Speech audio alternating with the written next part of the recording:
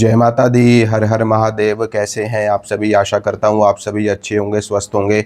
माँ जगदम्बा आप सभी की मनोकामना पूरी करे। आज की इस वीडियो में मैं आपको अनुरागिनी यक्षिनी की साधना बताने वाला हूँ। ठीक है। और अनुरागिनी यक्षिनी की साधना बताने से पहले मैं आपको ये बता देता हूँ कि यक्षिनियाँ होती कौन है और क्या इनकी साधना करनी चाहिए या नहीं करनी चाहिए, और अगर करनी चाहिए तो किस रूप में करनी चाहिए। ये सारी बेसिक जानकारी मैं आपको दे देता हूँ। ठीक है, जिससे आपको अच्छी तरीके से यक्षिनियों के बारे में जानकारी हो जाएगी और आप इनकी साधना बहुत ही आसानी से सिद्ध कर पाएंगे। सबसे पहले बात करते हैं कि यक्षिनियाँ होती कौन है।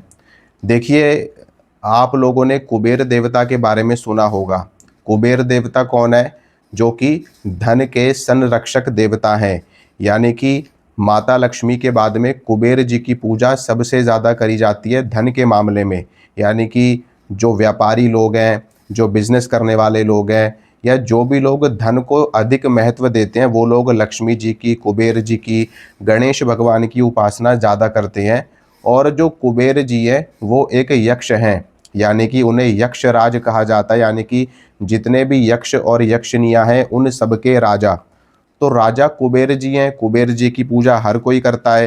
तो इससे तो साफ हो जाता है कि आप यक्षिनियों की पूजा भी कर सकते हैं, यक्षों की पूजा भी कर सकते हैं। इनके माध्यम से आपको अथाह धन दौलत संपदा की प्राप्ति होती है। यक्षराज कुबेर की पूजा दीपावली के समय पे करी जाती है। सभी लोग करते हैं इनकी पूजा, इनका नाम लेते हैं, इनका जप करते हैं, हवन करते हैं। इससे उनको धन की प्राप्ति होती है। अब बात करते हैं कि यक्षिनियाँ कौन होती है। देखिए, यक्षिनियों का मूल रूप से जो निवास है वो अलकापुरी में माना जाता है। और अलकापुरी यानी कि कुबेर जी का लोक है। कुबेर कुबेर देवता जहाँ पर निवास करते हैं और जहाँ पर उनका पूरा यक्षों का समूह निवास करता है, यक्ष यक्षिनियों की संतानें जहाँ पर रहती हैं, वहाँ से ये अनुरागिनी यक्षिनी आती है अपने साधक के पास में। और जो भी साधक अनुरागिनी यक्षिनी की साधना करता है उसके जीवन में कभी भी धन दौलत की कमी नहीं होती, कभी भी उसके जीवन में प्रेम की कमी नहीं होती, कभी भी उसके जीवन में रोग दुख दरिद्रता और काम क्रोध किसी भी चीज़ की कमी नहीं होती। क्योंकि यक्षिनी देवी जिसके जीवन में आ जाती है उसके जीवन को सुखमय बना देती है। भौतिक जगत की ऐसी कोई वस्तु नहीं है, ऐसी कोई सामग्री नहीं है जो ये अपने साधक को प्रदान ना कर सके। आपको जो कुछ भी चाहिए होगा, जिस भी स्थान पे चाहिए होगा, यक्षिनियाँ उस वस्तु को आपको ला करके दे देंगी। विशेष रूप से यक्षिनियों की साधना साधु संत और जो सन्यासी होते हैं वो इनको सिद्ध करके रखते हैं। उनको किसी भी वस्तु की आवश्यकता होती है, किसी भी सामग्री की आवश्यकता होती है, तो यक्षिनियाँ पल भर में उनको वो सामग्री ला करके दे देती है। ये बहुत ही शक्तिशाली और बहुत ही चमत्कारिक मानी जाती है। यह भगवान शिव की और माँ जगदम्बा की सेविकाएं भी मानी जाती हैं और प्रकृति की रक्षा करने का दायित्व भी इनका माना जाता है। अगर कोई साधक यक्षिनियों की साधना करता है तो उसके जीवन में धन की कमी कभी भी नहीं होती। यक्षिनियों के माध्यम से उसको अपार धन की प्राप्ति होती है। और ये इतनी ज़्यादा मनमोहक होती है, इतना ज़्यादा सौंदर्य होता है, इतनी ज़्यादा सुंदर ये होती है कि इनको देख करके कोई भी इनकी तरफ बहुत ही आसानी से आकर्षित हो जाए, अट्रैक्ट हो जाए। यह उपदेवियाँ मानी जाती है। जैसे भगवती है, माता है, तो ये माता की सेविकाएं मानी जाती है। इन्हें उपदेवियों की संज्ञा प्राप्त है। और ये कोई भूत प्रेत नहीं होती, ये एक देवियाँ होती हैं। जैसे अप्सराएं हैं, यक्षिनियाँ हैं, नाग कन्याएं हैं। ठीक है, तो यक्षिनियों को भी देवी के रूप में पूजा जाता है। अक्सर आपने इनको अलग अलग स्थानों पे इनको चित्रित आपने देखा होगा। अलग अलग स्थानों पे, जैसे कई ऐसे हमारे प्राचीन मंदिर हैं, कई ऐसे शिलालेख हैं या कई ऐसी शिलाएं हैं जिनको यक्षिनियों का आकार दिया गया है, स्वरूप दिया गया है। ठीक है, और तो और इनकी जो साधना है वो बौद्ध धर्म में भी की जाती है, जैन में भी की जाती है। यानी कि वो भी यक्षिनियों की साधना करते हैं, सिद्धियां करते हैं।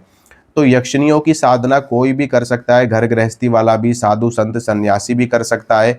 लेकिन कुछ विशेष चीज़ों का ध्यान इसमें रखना होता है। पहला, इनकी साधना बिना गुरु के कभी भी नहीं करनी चाहिए। गुरु होगा तो ये आपको बहुत ही आसानी से सिद्ध हो जाएंगी और आपके जीवन में कोई भी परेशानी नहीं होगी। ठीक है।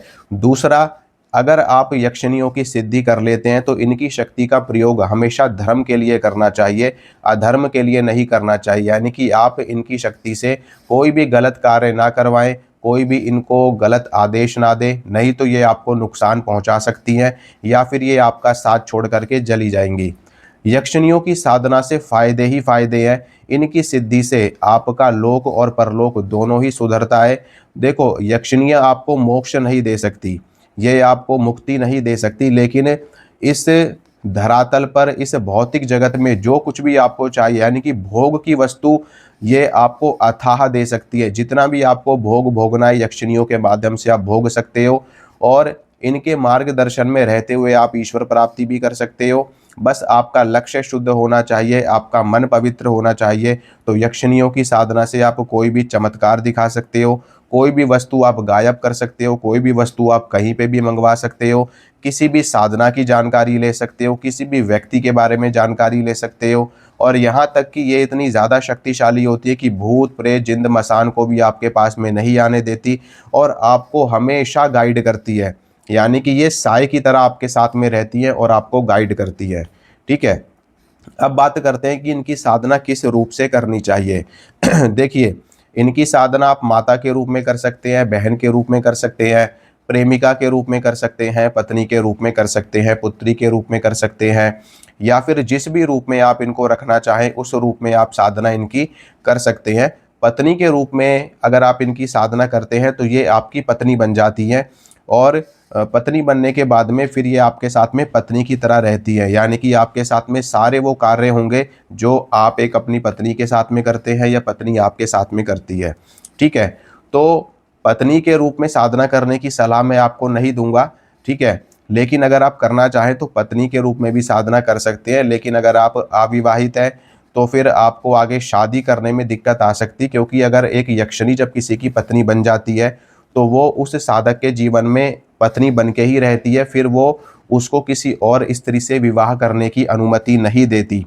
हाँ, अगर आप उससे पहले ही अनुमति ले लेते हैं, जब वो आपके सामने प्रकट होती है, आपके सामने खड़ी होती है आकर के, अगर आप पहले ही उससे अनुमति ले लेते हैं या वचन लेने से पहले ही आप सारी बातें क्लियर कर लेते हैं और वो आपको इस चीज़ की छूट दे देती है, तो आपके लिए ये एक प्लस पॉइंट हो जाएगा। बाकी आप किसी भी रूप में करिए, कोई भी दिक्कत परेशानी नहीं आएगी। या फिर आप इनकी साधना एक स्वतंत्र रूप से भी कर सकते हैं, यानी कि स्वतंत्र देवी के रूप में आप इनकी सिद्धि कर सकते हैं। ठीक है, अब ये जानकारी मैंने आपको दे दी। अब मैं आपको इनकी साधना बताता हूँ। मैं आज जो आपको साधना बताने वाला हूँ वो है अनुरागिनी यक्षिणी की साधना। ठीक है, इनकी साधना आप पूर्णिमा से, अमावस्या से, शुक्रवार से, या फिर कोई भी शुभ तिथि हो, शुभ दिन हो, बृहस्पतिवार हो, मंगलवार हो, उससे भी आप इनकी साधना शुरू कर सकते हैं। या फिर अमावस्या से आप स्टार्ट करेंगे तो आपकी साधना लगातार 11 दिन की, 21 दिन की साधना आपकी चलेगी और आपको आसानी से इनकी सिद्धि हो जाएगी। देखो, इनकी साधना आप 11 दिन की भी कर सकते हैं, 21 दिन की भी कर सकते हैं और 41 डेज की भी कर सकते हैं। इनकी साधना में 1.25 लाख मंत्र जाप किया जाता है। 1.25 लाख जाप आप 11 दिन में पूरा करना चाहो तो 11 दिन में कर लो, 21 दिन में करना चाहो तो 21 दिन में कर लो, वो आपकी अपनी खुद की इच्छा है। ठीक है, अब बात करते हैं विधि की। तो विधि में आपको क्या करना है कि आपको रात्रि काल में स्नान कर लेना है। 8-9 बजे के बाद में स्नान करके आप शुद्ध वस्त्र धारण कर लें। शुद्ध वस्त्र धारण करने के बाद में आप उत्तर दिशा की तरफ या पश्चिम या पूर्व दिशा की तरफ मुंह कर लें। दक्षिण दिशा की तरफ आपको मुंह नहीं करना है। वैसे इनका जो स्थान है वो उत्तर दिशा की तरफ माना गया है, तो सबसे अच्छा रहेगा आप उत्तर दिशा की तरफ मुंह करके बैठ जाएं। एक लकड़ी का बाजोट ले ले, लकड़ी की चौकी ले ले, उसके ऊपर आपको लाल रंग का वस्त्र बिछाना है। लाल या पीला भी आप बिछा सकते हैं। उसके ऊपर आपको अनुरागिनी यक्षिणी का फोटो रखना है। ठीक है, फोटो रखने के बाद में आपको अनुरागिनी यक्षिणी की पूजा करनी है। उनको धूप दीप, उनके लिए आपको जल रखना है। ठीक है, आप धूप बत्ती जला दे गूगल की या गुलाब की। ठीक है, अगरबत्ती जला दे गुलाब की या धूप की, चंदन की। ठीक है, एक लोटा जल आपको रखना है, उसमें थोड़ा सा चंदन आपको मिला करके रखना है, या फिर आप मीठा शरबत भी रख सकते हैं। ठीक है, दीपक इसमें देसी घी का जलेगा। अगर देसी घी का सामर्थ्य आपका नहीं है तो आप तिल के तेल का दीपक भी जला सकते हैं।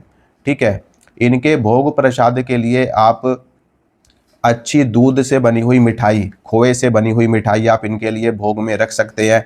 ठीक है, अगर उसकी भी हैसियत नहीं है आपकी, तो आप मिश्री का या बतासे का भोग भी लगा सकते हैं, या फिर इलायची दाने का भी भोग आप लगा सकते हैं।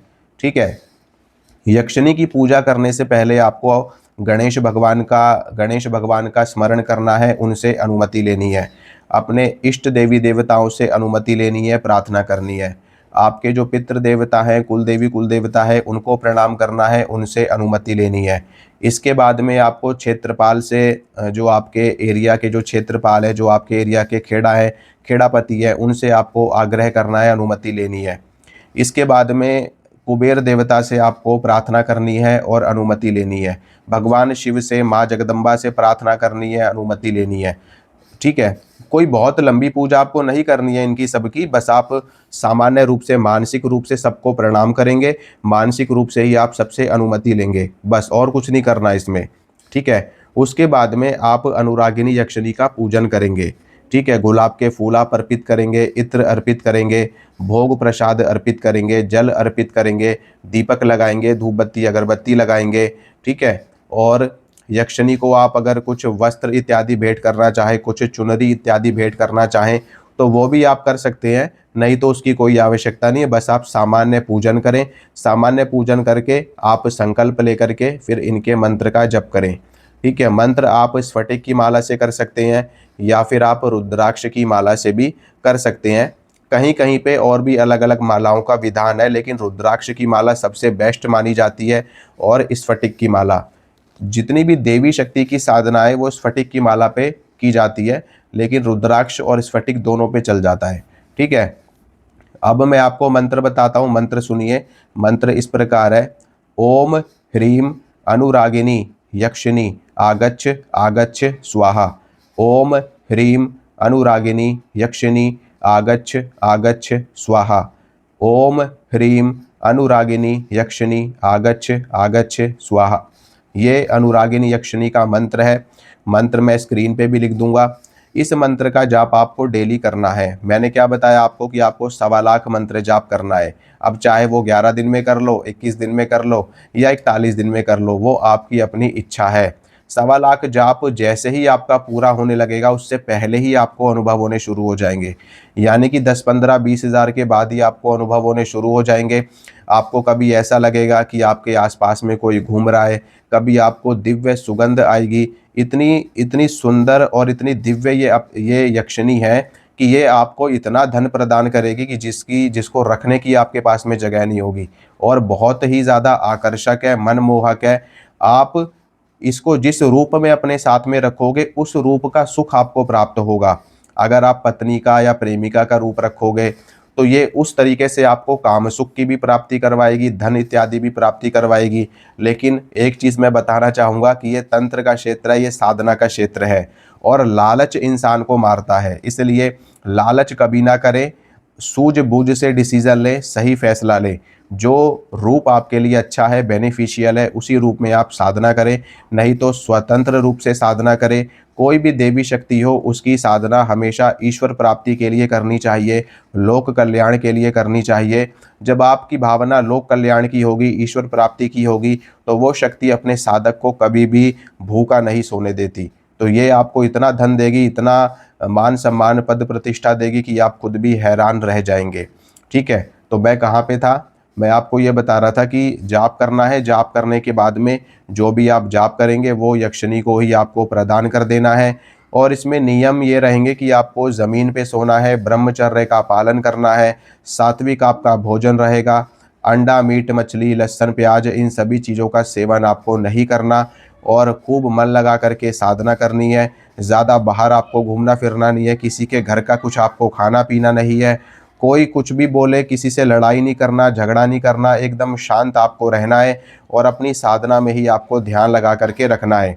ठीक है, अगर आप एक बार में जप नहीं कर सकते इतना, तो आप थोड़ा थोड़ा करके भी जाप कर सकते हैं, यानी कि 2 बार में या 3 बार में भी आप यक्षिणी देवी के मंत्र का जप कर सकते हैं। आप डेली रूटीन में भी इनके मंत्र का जाप कर सकते हैं, उससे भी आपको सिद्धि प्राप्त होती है। जैसे जैसे आपका जाप आगे बढ़ता जाएगा, आपको शक्ति का अनुभव होने लगेगा, और आप सिद्धि की ओर बढ़ते चले जाएंगे। अगर आपको एक अनुष्ठान में सिद्धि नहीं मिलती तो आपको निराश नहीं होना है, आपको लगातार साधना करते रहना है। जपात सिद्धि जपात सिद्धि जपात सिद्धि न संशयः। अगर आप लगातार साधना करते रहोगे तो ये मैं आपको गारंटी दे रहा हूँ, एक दिन शक्ति आपके सामने जरूर आकर के खड़ी होगी और आपको सिद्धि प्राप्त होगी।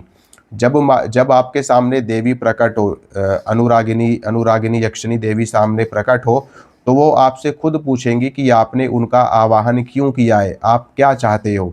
तो आपको अपना मंतव्य देवी के सामने बोलना है। कोई अगर आपको एक ही बार उनसे अपना काम लेना है तो आप उनसे बोल देना कि मेरा देवी ये कार्य है, आप मेरा ये कार्य सिद्ध कर दीजिए।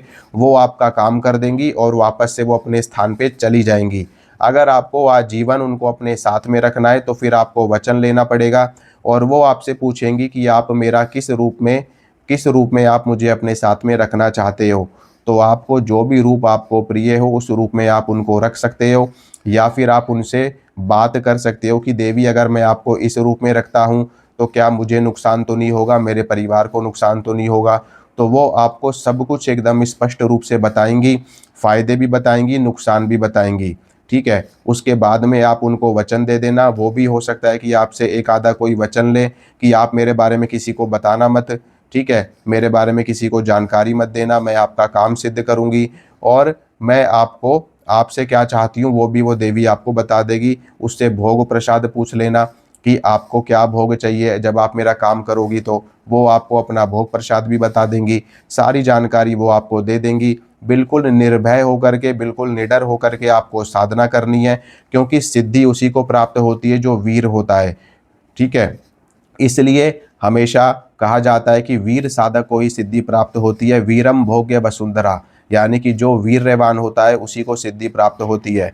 इसलिए खूब निडर होकर के साधना करो। अगर आपको कोई भी और जानकारी लेनी है या आपको मेरे मार्गदर्शन में साधना करनी है, मुझसे गाइडेंस लेनी है, तो आप मुझे व्हाट्सएप कर सकते हो। मैं आपको पूरा साधना जब तक आपकी चलेगी तब तक मैं आपसे कनेक्टेड रहूँगा, आपको गाइड करूँगा और आपको साधना मैं सिद्ध करवा दूंगा बहुत ही सरलता पूर्वक।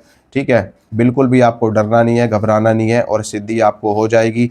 उसके बाद में देवी आपसे जब वचनबद्ध हो जाएगी तो फिर आप जब भी उनका आवाहन करोगे तो वो आपके पास में आ जाएंगी और आपका कार्य सिद्ध कर देंगी। जय माता दी, हर हर महादेव।